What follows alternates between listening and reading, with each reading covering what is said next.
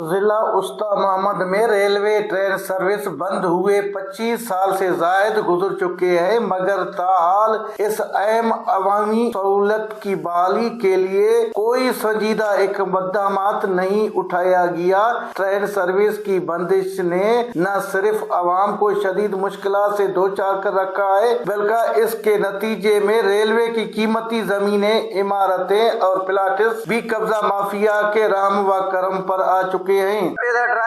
شام ہو لوگ ریلوے بند چکھا قبضہ گروپ ہمشیہ لوگ بڑھائے تھے اسٹیشن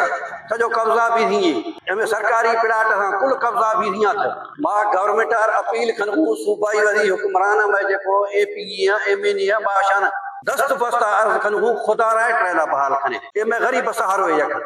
مطابق آئے مہربانی بھائی ٹرین بحال بھی جبری جیکم بحال لاٹکانو اے ٹرین پٹری روگے پہلے کرایہ بعد ٹرین ہے گڑی خیر ہے 500 روپیہ ایک کے بعد کرایہ معاف 100 روپیہ سے ٹرین کی وجہ سے ہم جو 15-20 سال پہلے سفر کر رہے تھے 15 روپیہ ٹکٹ تھا استا محمد سے جیکمباد، ہم بہت خوشحال تھے۔ آج جو یہ ٹرین بند ہے لاڑکانوں سے جیکمباد جاتی ہے، جیکمباد سے واپس لاڑکانی شام 4 بجے آتے تھے، ہم بہت خوش تھے۔ آج ہم اس کی وجہ سے بہت مشکلات میں ہیں۔ شہریوں کا مزید کہنا ہے کہ اگر ٹرین سروس بحال کر دی جائے تو نہ صرف قبضہ مافیا کا خاتمہ ممکن ہے بلکہ علاقے میں کاروباری سرگرمیوں کو بھی فروغ ملے گا، روزگار کے نئے مواقع پیدا ہوں گے اور حکومت کو ریلوے کے ذریعے آمدنی بھی حاصل ہوگی۔ کیمرہ ٹیم کے ساتھ علی حسن بلوچ، وش نیوز، استا محمد، بلوچستان۔